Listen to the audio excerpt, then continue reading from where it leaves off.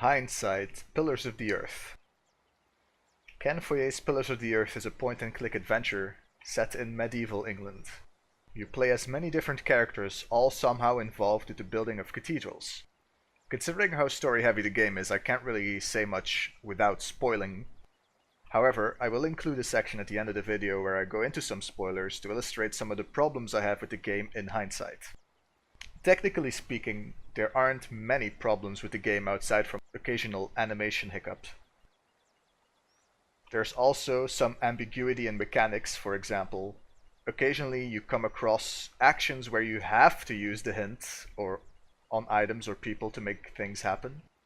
Hints being the little clues you can manage, much like you can manage an inventory, where other times you can pick an option in the conversation wheel or even just let it happen automatically. This makes it hard to tell when something does or does not fit.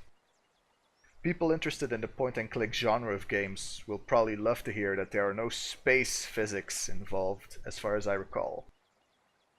Space physics, for those that don't know, are weird item combinations that do entirely unpredictable things that you need to figure out by trial and error to progress a point-and-click story. Aesthetically, I like the game. Each character is clearly distinct and the environments are clear enough to navigate without issues. As an art gallery, I wouldn't rate it that high, but it's functional and that's what counts. I cannot speak to how truthful it stays to the source material, as I have not read the book, nor will I anytime soon.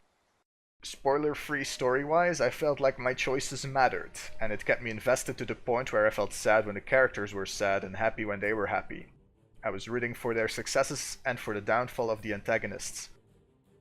There are consequences to your actions along the way, and the game left me wondering what I could have done differently if only I had picked another option, or had talked to that person before it was too late, or etc, etc. When you play a game with optional outcomes, this is exactly what you want. The story is what made the game such a success for me. This comes as no surprise, as the game is based off of Ken Folliett's best-selling book with the same title. In hindsight, I would play this game again, and I would not even mind paying full price for it. If you want my advice, you should play it without any guides and without save scumming, so you really feel for the results of your actions. The game took around 17 hours of playtime to finish from start to end, although I usually look for an hour of enjoyable game time per euro spent on a game. These 17 hours were worth full price in my opinion, which is 30 euros without discount on Steam, just in case you were wondering. I cannot speak for fans of the book, but if you enjoy a good story and do not mind point-and-click genre, I strongly suggest you play this game. I also strongly suggest that if you do plan on playing this game, you should close the video now, as I will be spoiling things that most likely will affect your enjoyment of the game.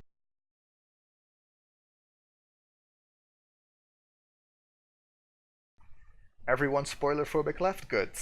As it turns out, most of the major story beats are set in stone, and you cannot actually do much about them. Rather than going the Mass Effect 3 route and let all your choices quote-unquote matter at the end of the story, the game is set up such that you have the color explosions along the way. As a result, you might find that when you look up a guide, it's a lot more linear than you were led to believe.